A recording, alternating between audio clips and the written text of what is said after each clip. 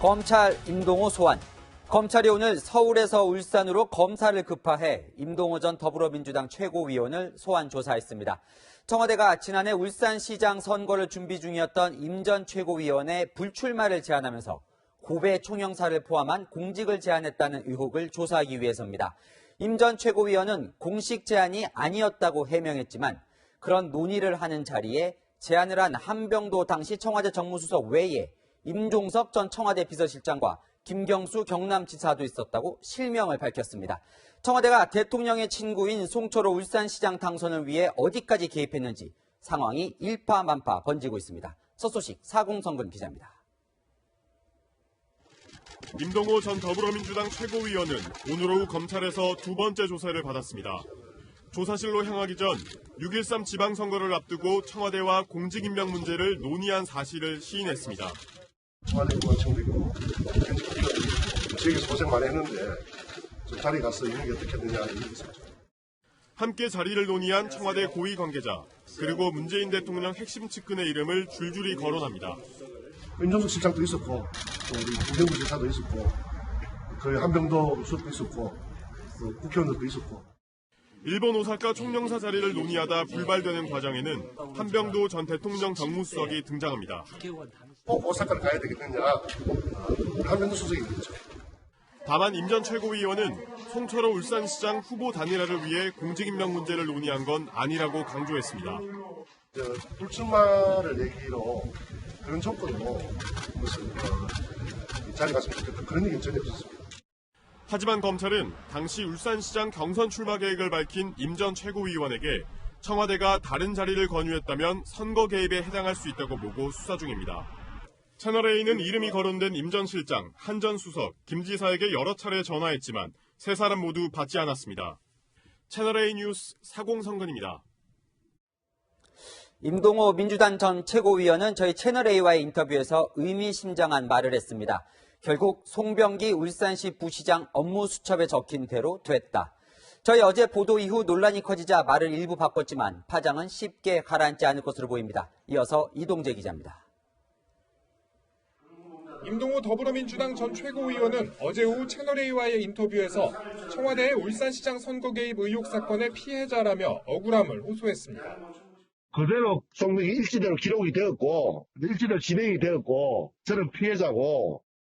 지난 2017년 작성된 송병기 울산시 경제부시장의 업무수첩에는 중앙당과 BH, 임동호 제거, 송 장관 체제로 정리라는 메모를 비롯해 BH 방문, 임동호 자리 요구라는 내용이 적혀 있는 것으로 알려졌습니다. 송철호 시장의 당내 경선 경쟁자들을 하차시키려는 전략이 수첩에 적힌 내용 그대로 실행됐다는 게 임 전 최고위원의 주장입니다. 어디 가야 되지 않겠냐 해서 오사카 총영사 아니면 갈 이유도 없고.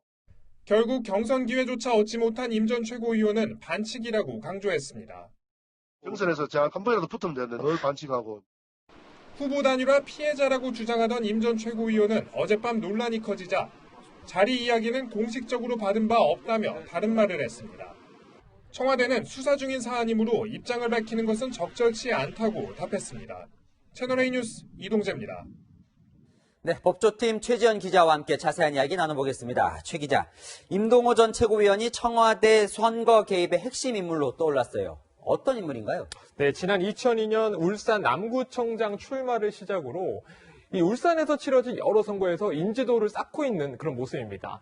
열린우리당 창당부터 당내 활동을 했거든요. 이후 10년 넘게 울산광역시당 위원장을 지냈고 민주당 내부에서는 이 울산 토박이라는 별명을 갖고 있다 이런 말도 있습니다. 이 선거에서는 어땠을까요? 2002년에 있었던 새천년 민주당 소속으로 남구청장에 출마해서 이 9%대 득표율을 기록했었는데 인지도를 차곡차곡 끌어올려서 2011년 울산 중구청장 후보로 출마해서 이 48.8%의 득표율을 얻고 패배하기도 했습니다. 저 경력을 보면 오랫동안 지역에서 이 터전을 닦아온 인물인 것 같아요. 그러니까 송철호 울산시장이 당내 경쟁에서 쉽지 않을 만큼 어느 정도 지역에서 인지도도 있는 인물인데 그런 내용이 송 시장 측의 선거 전략에 담겨 있다는 거죠? 맞습니다. 요즘 핵심이 되고 있는 이 송철호 시장 측근이라고 알려진 송병기 울산시 경제부시장의 업무 수첩 그중에서도 이 지난해 6.13 지방선거를 앞둔 지점의 내용을 보면은 왜 청와대와 교감을 했는지 알 수가 있습니다.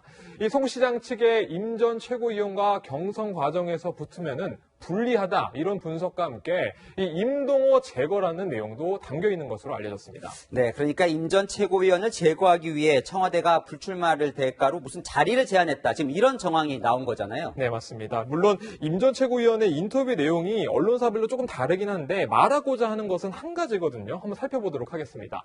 어제 채널A와의 통화에서는 2017년 11월 이 청와대 관계자와 일본 오사카 총영사 자리를 논의한 바 있다고 털어놨습니다. 이 비슷한 시기에 청와대 민정수석실 비서관급의 과분한 자리를 제안했다는 인터뷰도 나왔었죠. 그리고 6.13 지방선거를 4개월 앞둔 지난해 2월에는 한병도 정무수석이 사석에서 이 다른 자리를 언급했었고 실제로 고배 총영사를 역제안하기도 했다 이렇게 주장하기도 했었습니다. 거기에 덧붙여서 임종석 당시 대통령 비서실장이 미안하다며 전화를 걸었다 이렇게 말하기도 했는데요. 어쨌든 결국에는 임 전 최고위원은 경선에 나가지 못했습니다. 여권 일각에서는 저게 뭐 청와대의 제안이 뭐가 문제냐 이런 주장도 있더라고요. 그렇습니다. 이렇게 문제가 없다라고 주장하는 인터뷰 내용부터 먼저 들어보겠습니다. 대통령이라도요, 누구누구의 출마를 권유하는 거는 그건 아무런 잘못이 없습니다. 여기에서 핵심은 뭐냐면요. 청와대가 대통령 친구의 경쟁자에게 한 행동이 바로 공직선거법에 저촉이 되느냐입니다.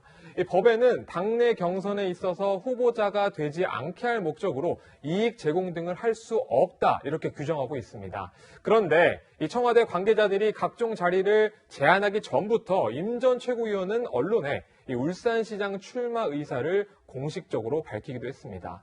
결국에는 경선을 준비하고 있었던 임 전 최고위원에게 다른 자리를 제안하는 것 자체가 문제가 될 수 있다는 법조계 지적이 나오고 있는 것입니다. 네, 연일 등장하는 새로운 인물과 소식에 쫓아가기 힘들 정도인데 청와대 선거 개입 어디까지인지 계속 지켜보겠습니다. 지금까지 법조팀 최주영 기자였습니다.